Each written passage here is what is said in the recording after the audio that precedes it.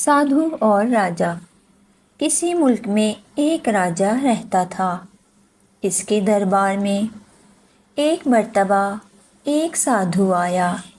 راجا نے اس سے پوچھا، سادھو مہاراج، دنیا میں رہ کر جو اپنی زندگی صحیح طریقے سے خدا کی عبادت اور لوگوں کی خدمت کر کے گزارتے ہیں وہ بڑے ہیں، یا جو دنیا سے دور رہ کر جنگل بیابان میں جا بستے ہیں اور خدا کی عبادت کرتے ہیں وہ بڑے ہیں؟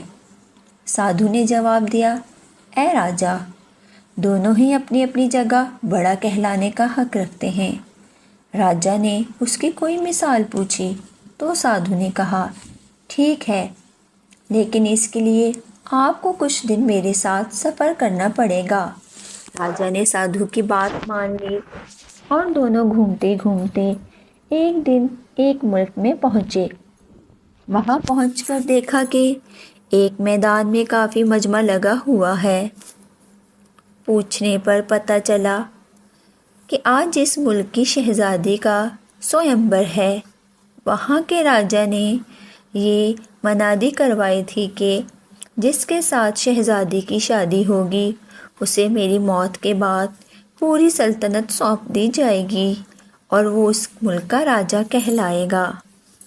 شہزادی بہت زیادہ خوبصورت تھی اور وہ اپنے ہی جیسے کسی خوبصورت شہزادے سے شادی کرنا چاہتی تھی۔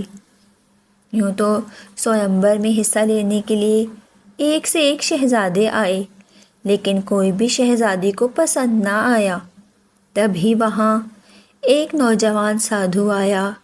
راجکماری نے جیسے ہی اس جوان سادھو کو دیکھا اسے پسند کر بیٹھی اور اس کے گلے میں مالا ڈالنے چل پڑی، لیکن وہ سادھو وہاں سے جانے لگا۔ تب راجا نے نوجوان سادھو سے کہا، اگر تم میری بیٹی سے شادی کر لو گے تو میں اسی وقت میری آدھی سلطنت تمہیں دے دوں گا اور میری موت کے بعد تم پورے ملک کے راجا کہلاؤ گے۔ میں تو دنیا کو خیر بات کہہ دیا ہے، اب مجھے شادی بیاہ اور دنیا سے کوئی مطلب نہیں۔ اتنا کہہ کر سادھو وہاں سے چل پڑا۔ نوجوان سادھو کو جاتے ہوئے دیکھ کر شہزادی بھی اس کے پیچھے پیچھے چل پڑی۔ یہ سب منظر راجا اور سادھو دونوں اور سے دیکھ رہے تھے۔ اچانک جنگل میں جا کر نوجوان سادھو کہیں غائب ہو گیا۔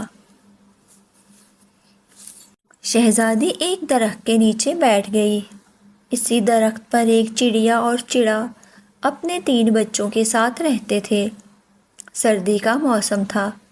چڑا نے چڑیا سے کہا، یہ ہمارے مہمان ہیں، ہمیں ان کی حارت مدارت کرنی چاہیے، انہیں ٹھنڈ لگ رہی ہے، میں ایک جلتی ہوئی لکڑی لے آتی ہوں۔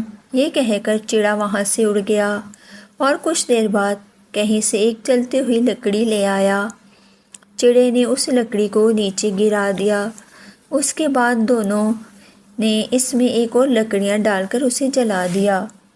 اس کے بعد چڑیا نے چڑے سے کہا، انہیں بھوک لگی ہوگی، لیکن ہمارے پاس تو کچھ بھی نہیں ہے، جبکہ یہ ہمارے مہمان ہیں، اب ہم کیا کریں؟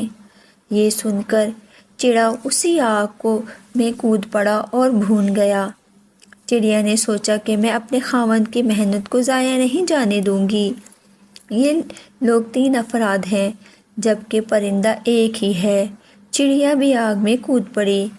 سادھو نے راجا سے کہا، دیکھا آپ نے، اگر آپ کو دنیا ترک کرنا ہے تو اس جوان سادھو کی طرح بنو جس کے لیے اس شہزادی نے محل اور سلطنت چھوڑ دی ہے، اور اگر دنیا میں رہ کر کوئی اچھا کام بھی کرنا ہے تو چڑیا اور چڑی کی طرح بنو کہ ان لوگوں نے دوسروں کے لیے اپنی جان قربان کر دی۔